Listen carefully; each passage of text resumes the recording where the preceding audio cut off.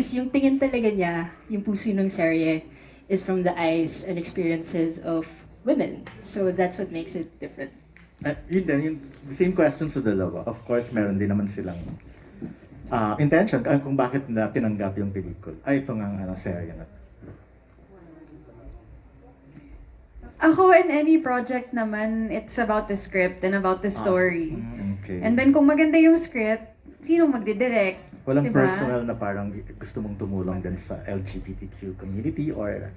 Well, even before Sleep With Me naman, I'd like to consider myself an Kasama ally. siya sa Pride every year. It's always Oo nga been pala. important to me talaga na to show up for the LGBT community in other ways. So I think sana this also adds to that movement and also encourages people to really take action and not just yung parang tolerate. Yung parang talagang make steps, do stuff to support the LGBT community. But more than anything, ang ganda lang talaga nung kwento. Ang ganda nung script, and that's really what drew me initially to the project. I mean, I'm glad that we somehow get to use, our influence as actors, to normalize these kinds of stories. And also, yeah, I've always wanted to work with Direct Sam, and I've always wanted to work with Janine.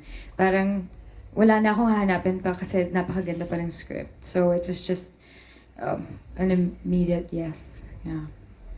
Okay. Okay ka na doon? Hindi, actually, last na lang. Okay. First, Alam ko pa sweet masyado, isa lang Oo yung nga doon eh. nagbago ako Lovi and Janine, was there a time sa shooting ba na taping na kinilig kayo sa isa't isa off? Oh my gosh. Yeah, of Actually, feeling ko, may time talaga na feeling ko nililigawan ko si Lovi. No kasi, way. No, yeah, because I really wanted to get closer to her. Kasi for my own selfish reasons that I love you, I'm a fan, and I want you to know that I'm here for you, and things like that, diba? Parang mas masaya pag magaan yung loob niyo sa isa't isa. So gusto ko na mahalin ako ni Lovi. So, and nag-birthday siya during the lock-in. So, I ordered her. I know! Kilig na kilig ako doon! I ordered her a gift na parang friends merch kasi I know Yeah. love niya friends. Pero parang natutorpe ako na I don't know how to give it to her. Like, shucks, I'm shy. Like, di ba? Parang Sige, character ka na. Oo, medyo, Yeah, Yeah. napatili ako when I opened the bag. I was like, oh my God! Oh my gosh, sabi ko, oh my God, magaling. Marunong mangligaw. Pumasa ka. Pumasa ka with flying colors. No, yeah, yun nga yung sinasabi ko, yung mamihan scene talaga was like, for me, the scene na kinikilig ako at the same, because at some point when I started becoming Luna in my head, talagang nako-conscious na akong tignan siya diretso sa mata kasi she's just like, alam mo yung parang very confident na looking straight sa akin. Di ba pag may crush ka, yung awkward ka na hindi ka makatingin. So parang eventually, ganun yung naramdaman ko. So, paano pa yung kissing scene? Oh, yeah. Siguro, we'll start with Direct. Direct, Yeah. paano nyo yun kinoreograph, binuo? Bitin Direct eh. Didn't know, guys. Actually, BTS. Yung love scene yung shoot namin first before this. Oh. So wala na sila, hindi na sila elang at this point. Parang, nagawa na namin yung love scene, kaya na namin to. It's always like that. Napapansin ko, parang nauuna lagi yung ganong scene, yung the intimate scenes, no? In a project, Lovi. Parang ma-break agad yata yung... Si Lovi? Actually, this is my first love scene. No! And the first ni Direct Sam. No, but yeah, for some, I don't know, siguro nagkakataon, or I don't know if he did that on purpose, no, or she's like, Sana nga, actually parang middle of the shoot na yun eh. Yeah. Pero it was fun to do kasi nga parang wala, iba yung pag-explore ng eksena na yun because we were laughing at the same time. There were awkward moments like how it is At in kailangan yun for the nuances, no? Direct, no? Medyo may konting ano pa. Yes. Saka Maganda. important for me as a female director na both my leads, komportable sila and they felt safe on set. So, every scene na intimate, in-explain ko sa kanila yung ilaw, ito yung itsura niya, ito yung angle, ito yung ano. So, alam nila, or they know everything that goes on, full transparency. So, I think it's easier for them to get on board.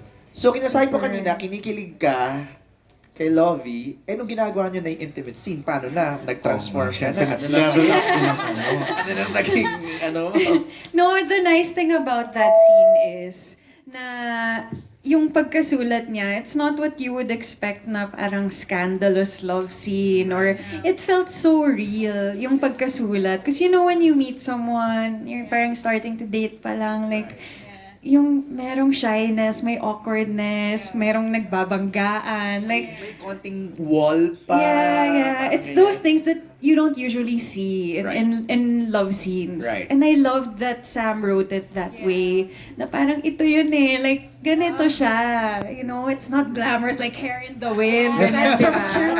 Diba? Sa totoong buhay ba, ganon? Right. So I hope na makarelate kayo. I think this is the love scene na talagang makaka-relate kayo. Kahit ang hindi mga lesbian or... Yeah, of course. Kasi in any love scene naman eh, there's that awkwardness. But in most love scenes that are shown, hindi na napapakita yun. So I guess, at least in this, nagamit din natin yung parang kaba natin. Kasi ganun din yung sa eksena. Panoorin mo muna. Tapos Yes! kung nakarelate. And speaking of that, Don, it's a 6-episode series. Baka mas more na experience ko eh. Anyway, thank you very much. Thank you. Tanggalan nyo na ng mic si Don. Baka mag-too much information na siya. Tell us more! It's a 6-episode series showing on I1 TFC. And on August 15, it's a one-day drop. As in, i-binge watch na siya starting August 15 on I1 TFC. Panoorin mo na, Don. Okay, who's next, Aaron? Yes, MJ, eto. The Madam? Madam, of course, ang binabasag ang wall tuwing may ka-love scene. Wala ba kundi si Madam Alex Brosas. Ay, kawa? Hello. To Janine and Lovi. You seem to have the audacity to get out of your comfort zone by doing this series. Where is that audacity coming from? Spell. How dare you get out of your comfort zone? Actually, I find it so funny because sometimes there are comments on my posts promoting Sleep With Me na, wow, ang tapang mo. Ginawa mo to. I don't think it's matapang at all. I feel so honored that I was chosen to be part of this project. And I'm so happy to get to share this story with other people. I think more than anything naman kasi it's a love story and you're trying to share and highlight the relationship of two people. So parang natatawa ko na people think it's matapang or anything. I'm just happy to be part of this story. Siguro parang people think lang it na parang sanay sila sa ganitong klaseng mga roles mo and everything. Now you're pushing the envelope and trying daring stuff. No, Alex, no? Parang ganun. Kinda. Yeah. What about you, Lovi? Yeah, I mean, I also, like Janine, find it weird that some people would be like, are you sure about this, like, this role, this project? And I'm like, yeah, definitely. I mean, parang hindi na siya, never ako nagdalawang isip. Kasi nga napakaganda ng story. And I just feel like, you know, it's just such a great opportunity to, you know, show support. And it's something that I keep saying it needs to be normalized. Na parang, and a good story needs to be told, you know? And something that other people can relate to. Parang, we have to put it out there. And just to be given the opportunity to portray such characters and be part of such an amazing story. Parang, it's already like, I don't know, I think it's a privilege for us. Yeah. May I add lang, sobrang na-appreciate ko din po talaga yung perspective ng Dreamscape. Like from being a Dreamscape girl and speaking to our bosses na, you know, the content that we put out, we want it to be global. And I think siguro like kami and us, like we're so used to watching these kinds of stories sa Netflix, sa Amazon, ganyan. Siguro yung mga ibang Pinoy nagugulat pa kasi hindi pa masyadong madami yung ganito. So ngayon naiintindihan ko na kung bakit para sa iba ang tapang mo, ganyan. But I'm so happy to be part of Dreamscape and under Project 8 and Sam kasi yung vision nila is to share Filipino stories globally.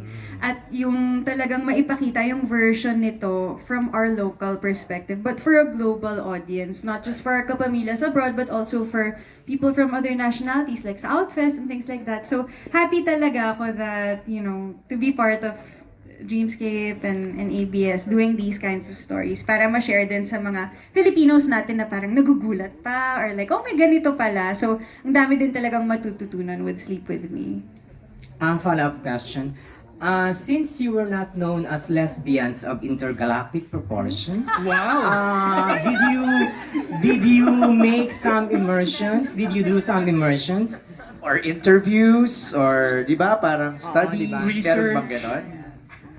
Yeah, especially for our characters kasi parang our disabilities, parang it's something that I wasn't even aware of till Sam told me about it, and she sent me like articles na about someone who actually has a delayed sleep phase syndrome. So, syempre to portray these kinds of characters, we have to arrive sa set now or fully prepared and we know somehow what's happening. So, maraming pinadala si Sam na pwede naming aralin, and also it's just, and talagang siya, nag-immerse kami kasi night shift yung shoot namin halos.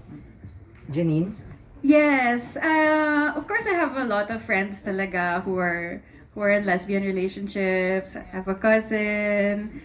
So they were so excited and I would share the script with them and the story. Yeah, like kung makaka-relate sila. And just like checking to see what they think. Anong reaction nila? Kinikilig. Oh, Kinikilig. They were so excited for me to do it. Right. And then I also watched a lot of films like yung Portrait of a Lady on Fire, Blue is the Warmest Color, things like that, just to see like different stories. Although but just like to expose myself to different stories kasi nga I was really excited to do Sleep With Me. Yeah, and also, sorry, I'll just add, si Sam kasi, she created a playlist for us para maramdaman namin yung vibe ng Sleep With Me. So, yun yung nakatulong for me as someone who listens to music a lot. So, I thought you were gonna say, and si Sam kasi lesbian of intergalactic. Change mo na yung name mo, direct. Change mo ng girl. Lesbian of intergalactic. Yun na lang po yung lagay niya. And then directed by a lesbian of intergalactic Proportions. Direct intergalactic. One more question for Direct Sam. What made you feel that the film will be exceptionally the series, sorry. What made you feel that the series will be exceptional in terms of being a series about lesbian? Well, never. Did she claim naman? Ayaw Did you nga. claim? Hindi naman no. I don't go into anything thinking I'm exceptional. Actually, I go into things thinking I'm not speaking about you. I'm speaking about the film, the series. What makes it exceptional I think as a lesbian series? I think the fact that it's written and directed by someone with a lived experience as compared to other GL and lesbian films that were directed by cis het men. I think that alone is worthy of merit. But aside from that, it's just an extraordinary cast and crew who helped bring my vision to life, which makes it amazing. What is the contribution of Antoinette Adaune and Dan Villegas in this series? Is there any? So they are the producers under their production company, Project 8. So actually, Direct Dan just called me one day and he was like, may series ka ba na gustong i-pitch? Sabi ko, I've had this series that I've pitched to so many people and no one wants to make it. Do you want it? And he's like, tara, pitch natin sa Dreamscape. And so that's how it happened. Yeah. Hi Dan, thank you. So how long yung material na nasa iyo? Since 2019. barely 3 years. Tagal na yun in my world. Usually 10 months na yung turnaround. So Pero it's my sino yung longest nasa project. idea mo na magpo-portray? Si Lovi and si Janine. Wow, yun talaga. As in, they kept pitching other names. I was like, I'm only gonna do it if it's Lovi and Janine. Oh, wow. Talagang para sa inyo talaga. Kayo talaga. Wala nang iba. Tsaka may mga, kung mapanood niyo na siya, meron siyang specificities na very them talaga. Like Okay. may lines that refer to their quirks and nuances. So it's tailored fit for both of them. Wow. Okay, thank you. Thank you, Alex. You mentioned kanina, no, yung sa Outfest. Lovey, I was curious lang, may mga lumapit ba sa'yo ng mga audience giving their reactions? Yes, yun nga yung maganda. Actually, even before that, nung pinapalabas yung first 3 episodes, narinig namin yung reactions ng mga tao. Doon pa lang, I was amazed and I was like, I wonder how it feels to be Sam right now. Kasi the fact that she wrote it and siya talaga yung captain of the ship and everyone's just like, everyone loved it. And yun, iba yung pakiramdam and people started congratulating us and they were just, it was just nice that na-appreciate ng mga tao that's not even like someone from the Philippines, you know. So it was great. Direct, ikaw, may mga lumapit sa'yo. Syempre, yung favorite experience ko din, parang may people from other nationalities who came up to me, tapos describe nila yung feeling nila while watching. Parang, daw? I felt so excited. I was so giddy. I was like screaming. And I was like, no, actually may Tagalog word for what you're feeling, and that's kilig. Kilig. So it was, parang, it was cool na tayo lang yung may ganung word eh. And nag-translate siya to other cultures. Right. Nice.